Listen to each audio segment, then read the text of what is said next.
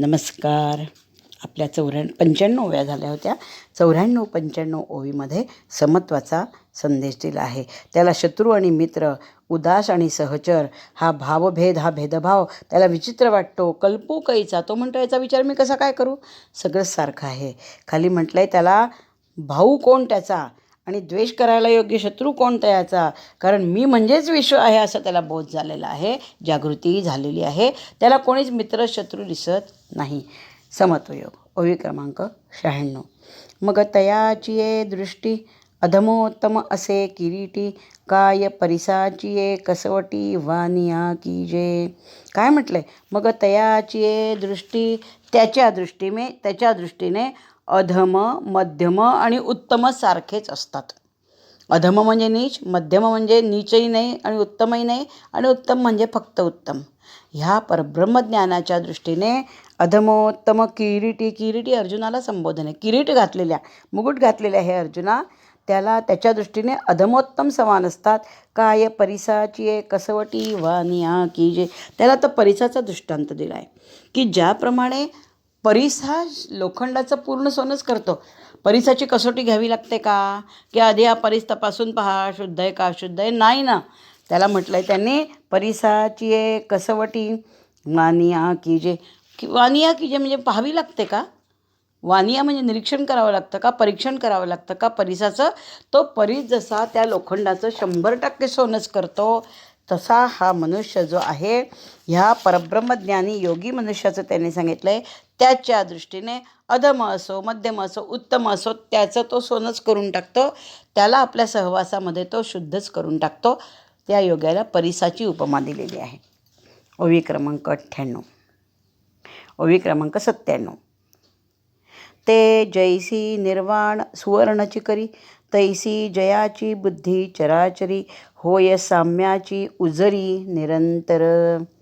जसा तो परीस त्याच्याजवळ जो येईल त्याचं सोनं करून टाकतो, त्याचं लोखंडाचं पूर्ण सोनं करून टाकतो, तसं ज्याची बुद्धी सगळ्या ह्या विश्वाला साम्यस्थितीमध्ये अनुभव घेते, या विश्वाचा समत्वामध्ये अनुभव घेते, त्याला काय शब्द वापरलेत?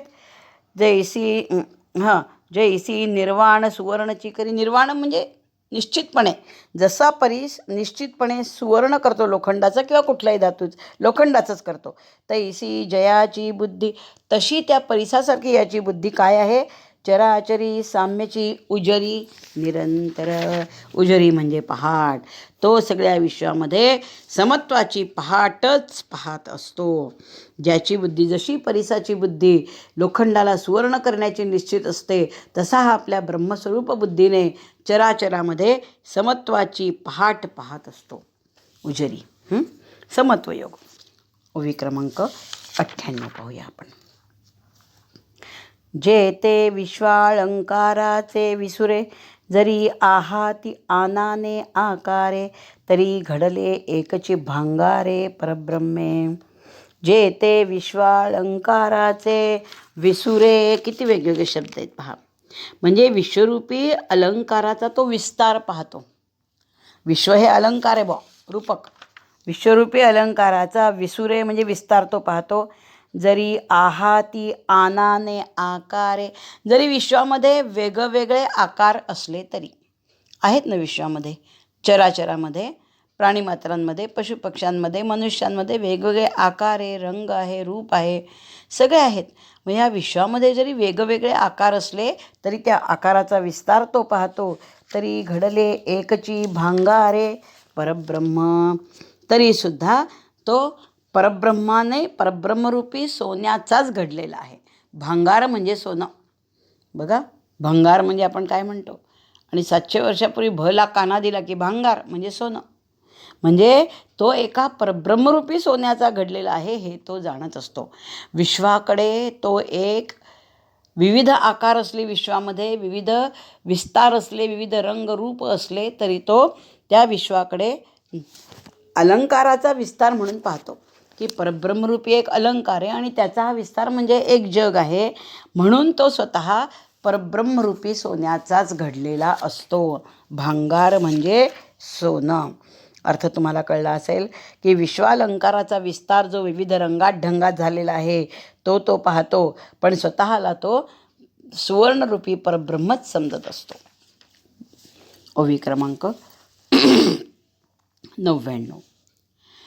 ऐसे आपण पे ऐसे जाणणे जे बरवे, ते फावले तया आघवे. म्हणून आहाच वाहाचे न झकवे, येणे आकार चित्रे. ऐसे जाणणे जे बरवे, असं त्याचं जाणून घेणं, त्याचं ज्ञान उत्तम असतं. बरवे म्हणजे उत्तम. कोणतं ज्ञान त्याचं? काय ज्ञान त्याचं?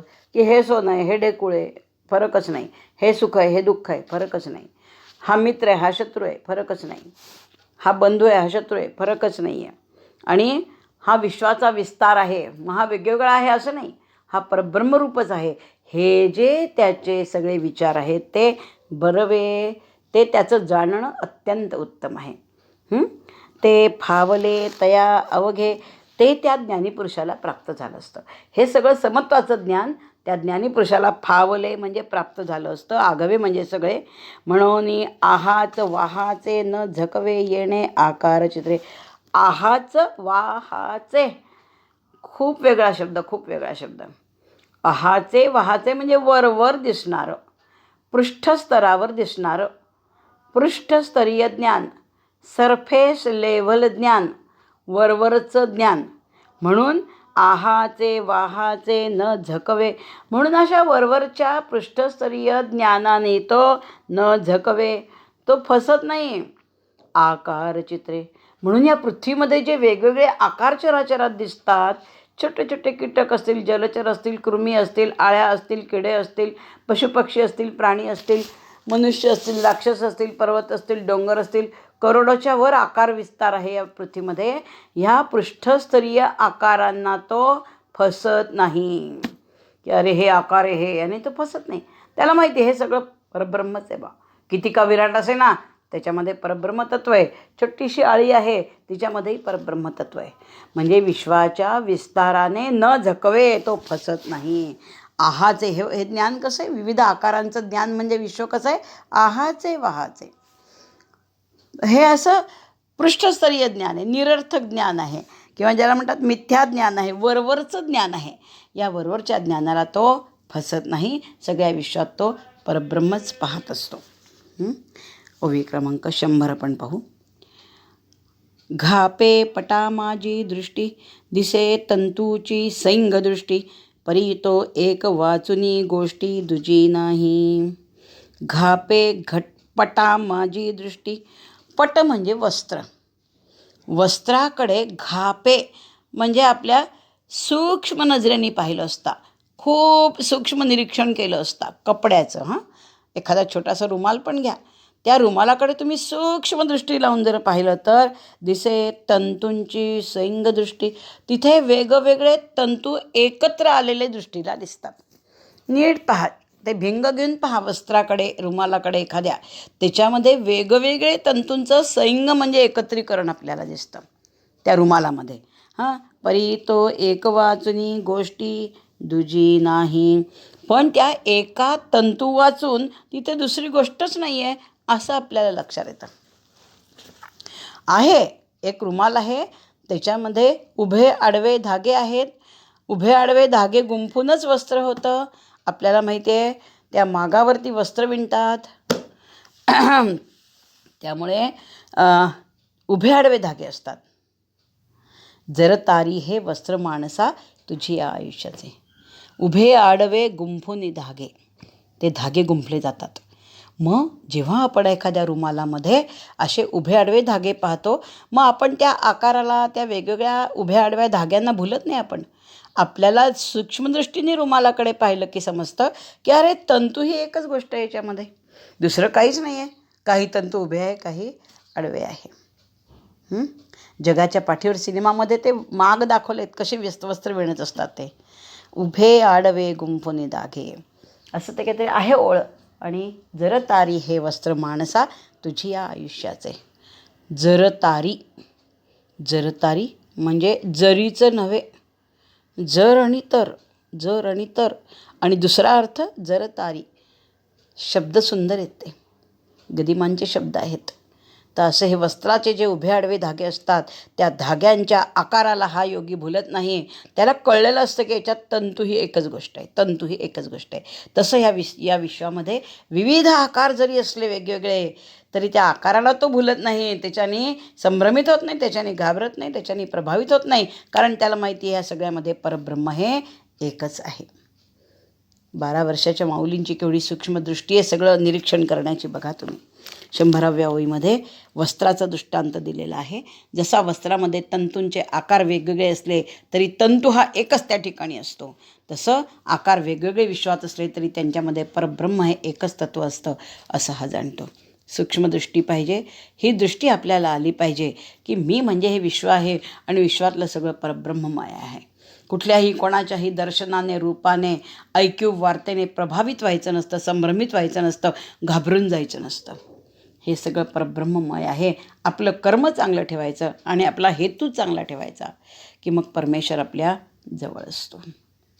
आज इथे थांबूया. इत्यलम.